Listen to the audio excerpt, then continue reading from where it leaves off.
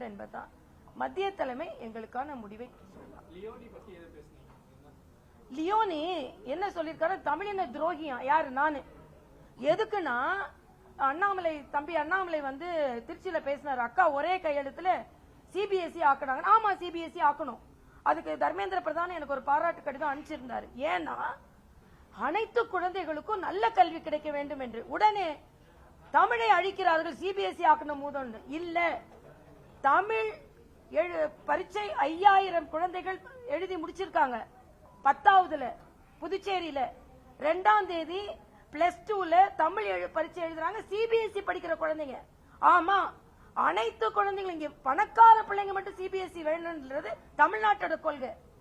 BJP கூட்டணியாக ஆளுகின்ற பாண்டிச்சேரியில அனைவருக்கும் நல்ல கல்வி கிடைக்க வேண்டும் என்று சிபிஎஸ்இ ஆக்கி இருக்கிறோம். 10ஆவது 11 12ஆவது பரீட்சை சிபிஎஸ்இ எழுதியிருக்காங்க. ஆனா தமிழ்ல எழுதியிருக்காங்க. தமிழ் அங்கே நீக்கப்படவில்லை. நான் ஸ்டாலின் அவர்கிட்ட உன்னை கேட்கிறேன், தகுதியானவர்களை தயவு செய்து தகுதியான நிறுவனங்களுக்கு நியமிங்கள். லியோனி சொல்றாரு நான் தமிழின துரோகியா. எதுக்கு?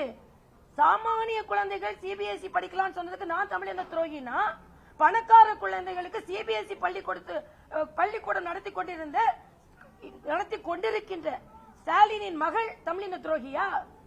அப்ப சிபிஎஸ்இ பள்ளி நடத்தி கொண்டிருக்கின்ற அனைத்து அமைச்சர்களும் தமிழின துரோகிகள் என்று ஒத்துக்கொள்ளுங்கள். நாங்க தமிழ் அங்க எடுக்கல. இன்னொன்று லியோனி சொல்றாரு, புதுச்சேரியில தமிழ்நாடு பாட புத்தகத்தை வாங்கிட்டு இருந்தாங்க, இப்ப வாங்கல. அவருக்கு நிறுவனத்துல என்ன நடக்குதுன்னு அவருக்கு தெரியல. இன்னைக்கு கூட புதுச்சேரியில தமிழ் பாட திட்டத்திற்கான நூலை தமிழ்நாட்டில தான் வாங்கி கொண்டிருக்கிறோம். மற்ற பாடத்திற்கு தான் சிபிஎஸ்இ பாடத்திட்டம். அது மட்டுமல்ல, அடுத்த வருஷத்துல இருந்து சிபிஎஸ்இயே தமிழ் வழி பள்ளிக்கூடத்திற்கு ஏற்பாடு செய்து அதற்கான பாட நூலை தயாரித்துக் கொண்டிருக்கிறார்கள். ஸ்டாலின் இவ்வளவு பேசுறீங்களே, மரியாதைக்குரிய அமித்ஷா அவர்கள் கேட்டாங்களே, நீங்க உயர்கல்வி தொழிற்கல்வியை தமிழ்ல கொண்டு வந்திருக்கீங்களா? கொண்டு வரல. நீட்ட தமிழ்ல எழுதலாம்னு சொன்னோம், எத்தனை பேர் எழுதுறாங்க? தமிழ்ல பொறியியல் கல்லூரி எத்தனை நடந்து கொண்டிருக்கிறது? தமிழுக்கான முக்கியத்துவத்தை குறைத்து விட்டு இன்னைக்கு எங்களை தமிழின துரோகின்னு சொல்றாங்க.